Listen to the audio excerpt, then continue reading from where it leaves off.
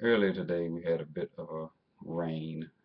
Came down heavy for about 10 minutes, but I stood out and watched it as it came down, and the thought about imperfection came to mind. And a fact about imperfection is that we all suffer from it, because not one of us here on earth is perfect. But the funny thing about imperfection is we tend to notice it more in others than we notice it in ourselves. Um, Not to say that all of us walk around as though we are perfect, but for some reason we are less observant of imperfections in ourselves than we are of imperfections in friends, family, strangers, whoever it may be. But being able to recognize your own personal imperfections, I think, is something that we need to practice on a daily, regular basis. And my opinion is that keeping my personal imperfections in sight and on my mind on a regular basis helps me to remain more humble, knowing that we all make mistakes and knowing that I have debts that are huge to friends, to family, so forth and so on, that I cannot bring myself to either place judgment, condemn, or even criticize individuals who are in debt to me or in debt, period, to whoever it may be. And I think that it's part of the human condition to look at others before we look at ourselves. You know, as human beings, we all want to be in control. We all want to be looked highly upon. We all want to matter. And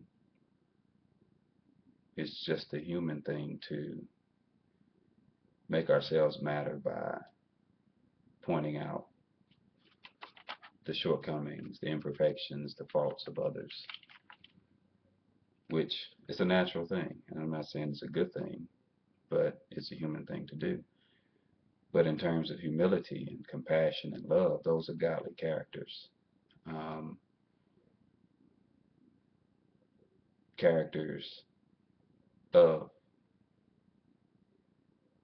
perfection, or should I say characteristics of perfection, because God is who provides such for us, and God is the only perfect being that we ever know.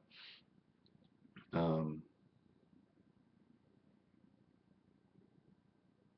and knowing that none of us will ever be perfect beings, I think that we can at least attempt to emulate or imitate the one being who is perfect by taking on his love, his compassion, and humility and practicing that on a daily basis. Um, One of the scriptures that Jesus spoke to us many years ago was that we should love one another as he loved us. And his love was unconditional. His love was a perfect love. And there was not one person that he does not love or did not love. So if we are to love one another as he loved us, then we got a lot of work to do. We've got a lot of work to do. That's a huge demand to place on a human who is totally imperfect, who struggles every day between the natural world and the spiritual world. That's if he or she is even enlightened to the spiritual world. For some people, the natural is all they know. The natural is all they want to know, and the natural is all they will ever know. That's another sad reality that not everyone is going to get it before the end of time. But we as individuals with good sense um, and that know for a fact that God is real, that Jesus Christ did exist, and he did come to present himself as a sacrifice for our salvation. Those of us who know and believe that and live that know that we've got a lot of work to do in terms of loving, showing compassion, and humbling ourselves on a daily basis.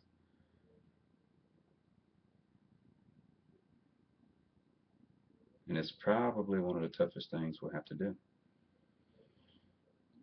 Think about it. We have to love our enemies.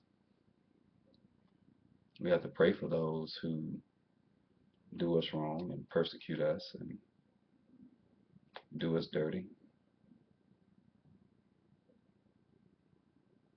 We have to wake up every day and seek what God's purpose is for us on each day that we live. That we have to do. But back to imperfections. If we have not recognized, identified, or accepted the fact that we are imperfect,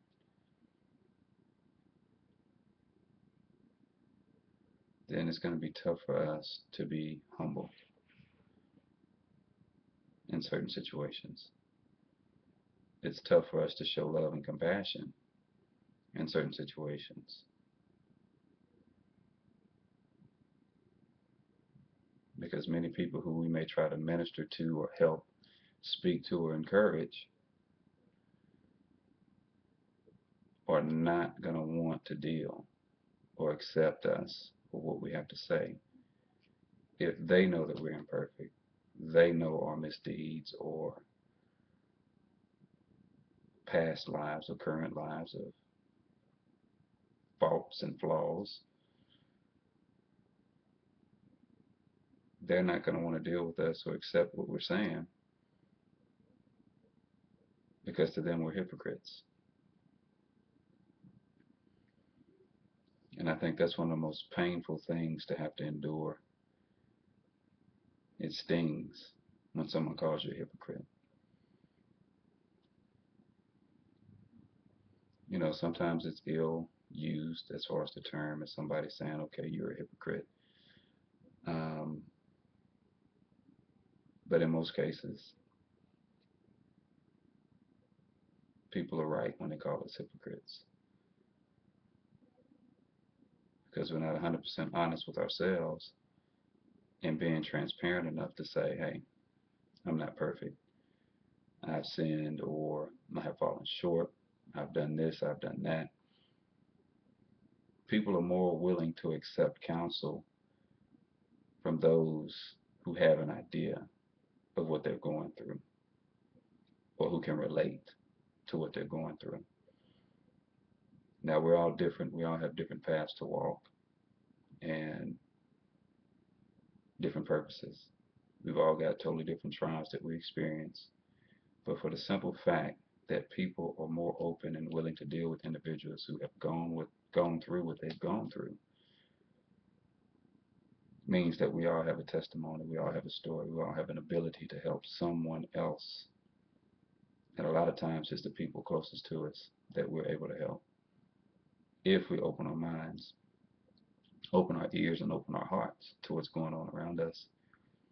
Because there's so many people in our workplaces, schools, at home, in our families, in the neighborhood who are just right there on the edge of a breakthrough or on the edge of giving up. And we have the answer, or we have the encouraging word, or we have the experience to say, hey, it's not that bad. It's not so tough. You can deal with this. So all I'm saying right now is there's a mission around us every day. There's a purpose around us every day. And that purpose is to simply be who God wants you to be at every given moment of your life.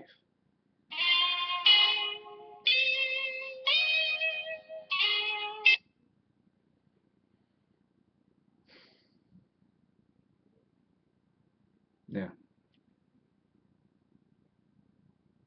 somebody needs you, and you know who that individual is, or those individuals, you know who they are.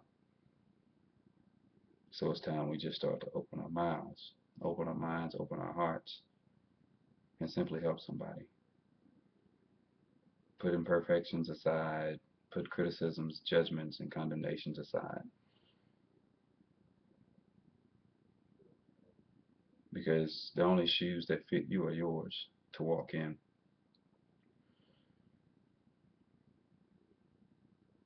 And you never know what it is to walk in somebody else's shoes. And I guarantee you, once people open up and start sharing their stories with you, you'll realize how much you actually can be of help and assistance, or how much you have in common with that individual. And if you gain victory over some of your faults, flaws, and imperfections, then you are the perfect counsel for that individual. To me, that's a simple truth. It's a fact of life. So that's it for this thought. Y'all enjoy the rest of your day.